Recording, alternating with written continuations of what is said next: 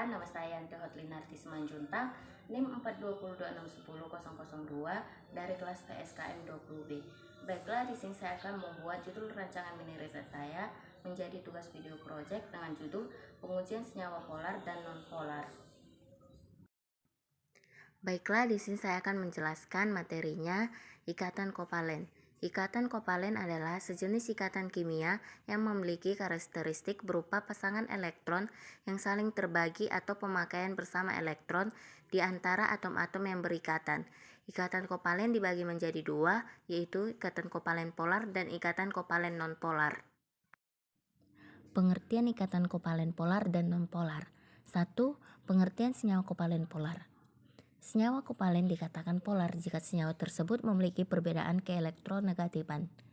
Dengan demikian, pada senyawa yang berikatan kovalen terjadi pengutupan muatan.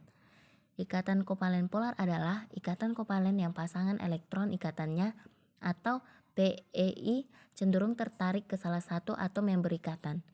Senyawa kovalen polar biasanya terjadi antara atom-atom unsur yang beda keelektronegatifan besar, mempunyai bentuk molekul asimetris, dan mempunyai momen dipol.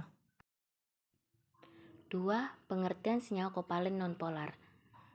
Senyawa kovalen dikatakan nonpolar jika senyawa tersebut tidak memiliki perbedaan keelektronegatifan.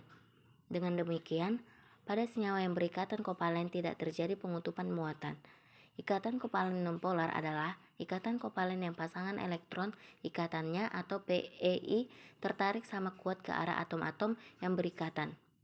Senyawa kovalen nonpolar terbentuk antara atom-atom unsur yang mempunyai beda keelektronegatifan 0 atau mempunyai momen dipol sama dengan 0 atau mempunyai bentuk molekul simetri. Ciri-ciri ikatan kovalen. Senyawa polar mempunyai ciri-ciri: 1. Dapat larut dalam air dan pelarut polar lain. 2. Memiliki kutub positif dan kutub negatif. 3. Umumnya memiliki PEB. 4. Bentuknya tidak simetris. 5. Harga keelektronegatifan tinggi. Sedangkan senyawa nonpolar memiliki ciri-ciri: 1. Tidak larut dalam air dan pelarut polar lain. 2. Tidak memiliki kutub positif dan kutub negatif. 3. Tidak memiliki PEB. 4. Bentuknya simetris. 5. Harga keelektronegatifan rendah atau 0. Contoh senyawa kovalen. Yang pertama, contoh senyawa kovalen polar diantaranya adalah alkohol, HCl, HBr, HI, HF, A2O, dan NH3. Senyawa dibentuk dengan ikatan kovalen polar. 2. Contoh senyawa kovalen nonpolar diantaranya adalah H2, O2, Cl2, N2, CH4, C6H6, dan BF3. Senyawa dibentuk dengan ikatan kovalen nonpolar.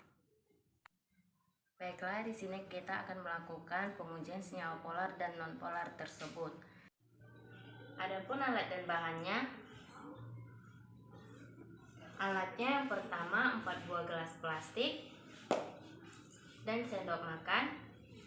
Bahannya air mineral,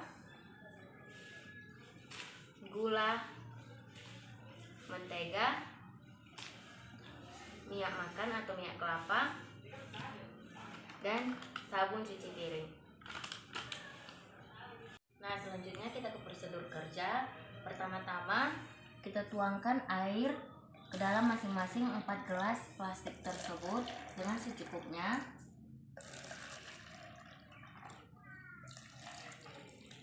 Kemudian kita masukkan gula ke dalam gelas pertama. Kita aduk hingga merata.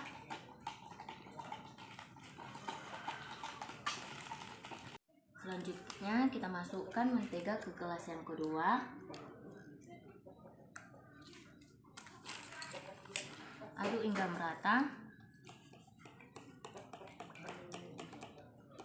Kemudian kita masukkan minyak kelapa atau minyak makan ke dalam gelas yang ketiga. Kita aduk dengan merata. Kemudian dan yang keempat kita masukkan sabun cuci piring ke gelas yang keempat. Kita aduk hingga merata.